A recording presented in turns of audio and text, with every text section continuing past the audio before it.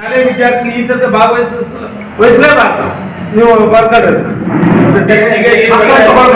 ಮುಖ್ಯಮಂತ್ರಿ ನಿಮಿಷ ಶಾಲೆ ಮಕ್ಕಳನ್ನ ಮಾತ್ರ ಕಡಾಕಡೆ ಬಾಕಿ ನೀವು ಯಾರು ಉಪಯೋಗಿಸ್ರಿ. ಈಗ ನೀವು ಮಾಡ್ಲೇಬೇಕು ಅಂತ ತೀರ್ಮಾನ ಮಾಡ್ಬಿಟ್ಟಿದೆ. ನಾವ್ ಏನ್ ಹೇಳಿದ್ರು ಇದು ಈ ಹಂತಕ್ಕೆ ಬಂದೈತಿ, ನಮಗೂ ಗೊತ್ತೈತಿ, ಹಾಗೆ ಆಗ್ತೈತಿ. ಒಟ್ಟು ನಾವು ಕೆಲವೊಂದು ವಿಚಾರಗಳು ಹೇಳ್ಬೇಕಾಗಿರ್ತೈತಿ, ಹೇಳಲಿಕ್ಕೆ ಬಂದಿದ್ದೀವಿ ಅಷ್ಟೇ, ಬಿಟ್ರೆ ಬೇರೆ ಏನಿಲ್ಲ. ಆದ್ರೆ ಪ್ರತಿ ವರ್ಷ ನಮಗೆ ಇದು ಮುಂಚಿನ ಡಿಸೆಂಬರ್ ಎಂಟರೊಳಗೆ ಮುಗಿಸ್ಬೇಕು ಅಂತಿತ್ತು.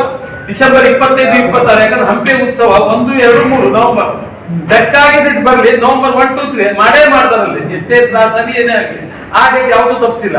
ಅದೇ ರೀತಿ ಮುಂದಿನ ದಿವಸದಲ್ಲಿ ಇದು ಡಿಸೆಂಬರ್ 25, 26 ಡಿಸೆಂಬರ್ ಕೊನೆ ಡಿಸೆಂಬರ್ ಕೊನೆಯ ಶನಿವಾರ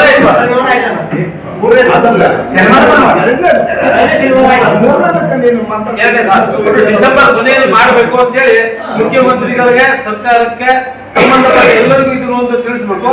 ಕಡಾಖಂಡಿತವಾಗಿ ಎಲ್ಲರೂ ಒಪ್ಪಿಗೆ ಶಾಲೆ ಮಕ್ಕಳನ್ನು ಈ ವರ್ಷ ಒಂದೇ ಒಂದು ನಿಮ್ಮ ಟ್ಯಾಬ್ಲೆಟ್ ಶಾಲೆ ಮಕ್ಕಳು ಬಂದ್ರೆ ನಮ್ಮ ಕಪ್ಪು ಬಾವುಟ ಪ್ರದರ್ಶನ, ನಮ್ದು ಧಿಕ್ಕಾರ, ಮತ್ತೊಂದೇನು ಆಗಬಹುದು. ಶಾಲೆ ಮಕ್ಕಳಿಂದ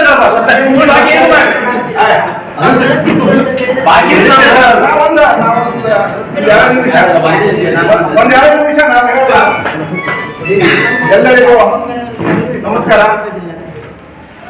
ನಮ್ಮಲ್ಲಿ ಈ ಕದಂಬೋತ್ಸವ ಮಾಡ್ತಾ ಇದ್ದಾರೆ. ಯಾಕಂದ್ರೆ ಕದಂಬೋತ್ಸವ ಮಾಡ್ಬೇಕಂತಲ್ಲ, ಬನವಾಸಿ ನಾಡನ್ನು ಅಭಿವೃದ್ಧಿ ಮಾಡ್ಬೇಕನ್ನೋ ಒಂದು ಉದ್ದೇಶ ಮೊದಲಿಂದ ಇದೆ.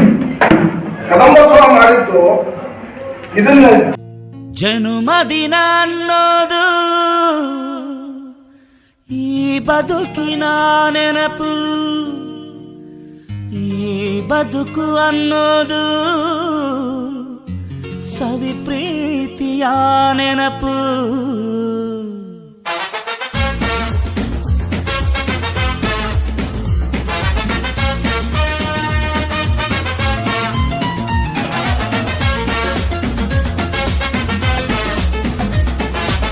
ಕರ್ನಾಟಕ ಸರ್ಕಾರದ ಪ್ರಾಥಮಿಕ ಮತ್ತು ಪ್ರೌಢಶಾಲಾ ಶಿಕ್ಷಣ ಸಚಿವರು ಹಾಗೂ ಶಿವಮೊಗ್ಗ ಜಿಲ್ಲೆಯ ಉಸ್ತುವಾರಿ ಸಚಿವರಾದ ಸನ್ಮಾನ್ಯ ಶ್ರೀ ಮಧು ಬಂಗಾರಪ್ಪನವರಿಗೆ ಜನ್ಮದಿನದ ಹಾರ್ದಿಕ ಶುಭಾಶಯಗಳು. ಶುಭಾಶಯ ಕೋರುವವರು ಶ್ರೀ ಭೀಮಣ್ಣ ಟಿ ನಾಯ್ಕ್, ಶಾಸಕರು, ಶಿರಸಿ ಸಿದ್ದಾಪುರ ವಿಧಾನಸಭಾ ಕ್ಷೇತ್ರ, ಮತ್ತು ಶ್ರೀ ಅಶ್ವಿನ್ ಬಿ ನಾಯ್ಕ್, ಯುವ ಮುಖಂಡರು. ನಡೆಯ ದಾರಿಯಲ್ಲಿ ಕನಸುಗಳು ಚೆಲ್ಲಿರಲಿ, ನಿನ್ನೆಲ್ಲ ಕನಸಿನಲ್ಲಿ ನಮ್ಮ ಹರಕೆ ತುಂಬಿರಲಿ.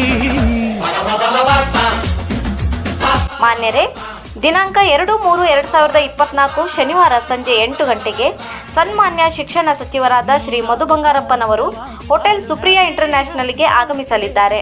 ಜನ್ಮದಿನದ ಶುಭಾಶಯ ಕೋರುವವರು ಆಗಮಿಸಲು ಕೋರಿದೆ.